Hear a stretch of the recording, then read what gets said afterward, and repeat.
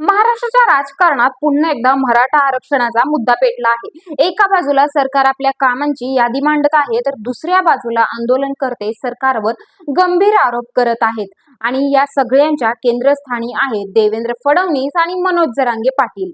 30 मे पासून पुन्हा एकदा आमरण उपोषणाचा इशारा दिला गेला आहे। मग नेमकं काय चाललंय?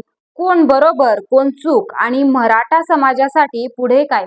चला सगळं सविस्तर समजून घेऊया। नमस्कार, मी आरती, आपण पाहत आहात आझाद मराठी। मराठा आरक्षणाचा मुद्दा अनेक वर्षांपासून महाराष्ट्रात चर्चेचा विषय आहे। अशातच मुख्यमंत्री देवेंद्र फडणवीस यांनी नुकतीच प्रतिक्रिया देत राज्य सरकारने मराठा समाजासाठी केलेल्या कामांची सविस्तर माहिती दिली। देवेंद्र फडणवीस यांनी सांगितलं की राज्य सरकारने मराठा तरुणांसाठी विविध योजना सुरू केल्या आहेत। आज अनेक मराठा तरुण IPS, IAS आणि MPSC सारख्या स्पर्धा परीक्षांमध्ये यश मिळवत आहेत। तसंच अण्णासाहेब पाटील आर्थिक विकास महामंडळाच्या माध्यमातून अनेक तरुण उद्योजक घडले आहेत। शिक्षण, शिष्यवृत्ती, वसतिगृह आणि निर्वाह भत्ता अशा योजनाही सुरू आहेत आणि त्या बंद करण्यात आलेल्या नाहीत, असं त्यांनी स्पष्ट केलं। पण दुसऱ्या बाजूला मराठा आरक्षणासाठी लढणारे नेते मनोज जरांगे पाटील यांनी सरकारवर गंभीर आरोप केले आहेत। जरांगे पाटील यांचं म्हणणं आहे की मराठा समाजाला कुणबी दाखले देण्याच्या प्रक्रियेत सरकार जाणीवपूर्वक दिरंगाई करत आहे। हैदराबाद गॅझेटनुसार मिळणारे हे सर्व दाखले थांबवले गेले आहेत, असा त्यांचा थेट आरोप आहे।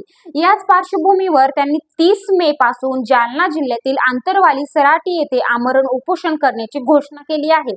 ते म्हणाले, 3 कोटी मराठ्यांनी एकत्र येऊन सरकारवर दबाव आणला तर आरक्षण मिळणं शक्य आहे।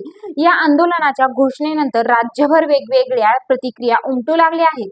दरम्यान मुख्यमंत्री देवेंद्र फडणवीस यांनी या आरोपांना उत्तर देताना सांगितलं की जात वैधता प्रमाणपत्र देण्याची प्रक्रिया ही सर्वोच्च न्यायालयाने ठरवलेल्या नियमांनुसारच चालते।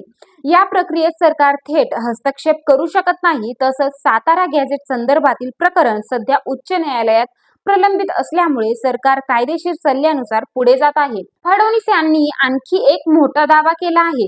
मी आणि उपमुख्यमंत्री एकनाथ शिंदे यांनी मराठा समाजासाठी जितकं काम केलं तितकं याआधी कोणत्याही सरकारने केलं नाही। दुसरीकडे राजकीय वर्तुळात काही नेते असा दावा करत आहेत की फडणवीस यांना वैयक्तिक स्तरावर टार्गेट केलं जात आहे, तर काहींचं म्हणणं आहे की हा संघर्ष आता केवळ आरक्षणापुरता मर्यादित राहिलेला नाही, तर तो राजकीय स्वरूप घेत आहे। एकीकडे सरकारचा दावा आम्ही सर्व काही नियमानुसार करत आहोत, तर दुसरीकडे आंदोलनकर्त्यांचा आरोप सरकार मुद्दाम वेळ काढूपणा करत आहे। या दोन्ही बाजूंमध्ये अडकलेला आहे मराठा समाजाचा प्रश्न। 30 मे रोजी सुरू होणारं आंदोलन या प्रश्नाला कोणता नवा वळण देणार? सरकार आणि आंदोलनकर्त्यांमध्ये तोडगा निघणार का, की हा संघर्ष अजून तीव्र होणार? हे पाहणं आता महत्त्वाचं ठरणार आहे। धन्यवाद।